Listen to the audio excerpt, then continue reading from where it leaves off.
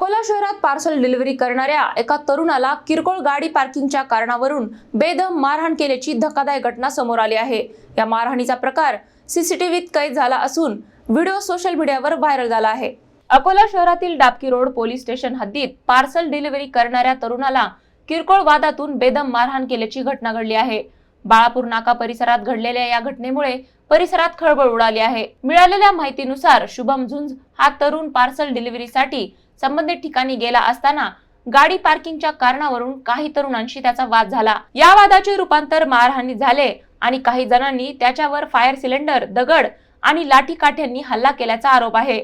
या मारहाणीचा संपूर्ण प्रकार कंपनीच्या सीसीटीव्ही कॅमेऱ्यात कैद झाला असून तो व्हिडिओ सध्या सोशल मीडियावर मोठ्या प्रमाणात व्हायरल होत आहे। दरम्यान मारहाणी दरम्यान जातीवाचक शिवीगाळ झाल्याचाही आरोप करण्यात आला आहे। जखमी शुभम झुंज यांनी डाबकी रोड पोलीस ठाण्यात तक्रार दिली असून संशयित आरोपींकडूनही प्रतिक्रिया दाखल करण्यात आली आहे। पोलिसांनी दोन्ही तक्रारींवर गुन्हा नोंद करून पुढील तपास सुरू केला आहे। तुले माहित आहे का म्हणे मी कोण आहो, तू गाडी सरकव म्हणे।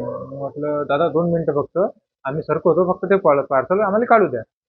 त्याच्यानंतर मग ते उतरले, आम्हाला शिवीगाळ केली। माझ्या भावाला म्हणतात की तू जास्त शिल्लक बुडवायला का, अगं होऊ राहिला का।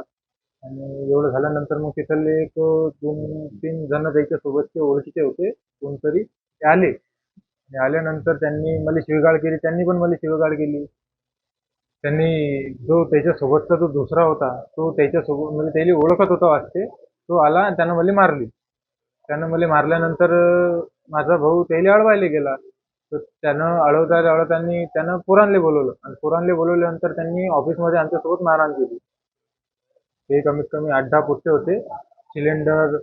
सिलेंडर घेऊन त्याच्यानंतर लॅपटॉप ऑफिसमधले फायर एक्सटिंग्विशनचं जे सिलेंडर असते ना फायर ब्रिगेडचं, ते सिलेंडर माझ्या डोक्यात मारलं, लॅपटॉप माझ्या डोक्यात मारलं, बाहेरून इटा आणल्या होत्या, बाशे आणले होते आणि असं काही 8-10 जण पोरांनी आमच्यासोबत अशी मारहाण केली। आता आम्ही डाबकी रोड पोलीस स्टेशन हद्दीत गुन्हा दाखल केलेला आहे। सध्या प्रोसेस चालू आहे त्याची, पण आमची मागणी एवढीच आहे की बस त्यांना लवकरात लवकर अटक करण्यात यावं।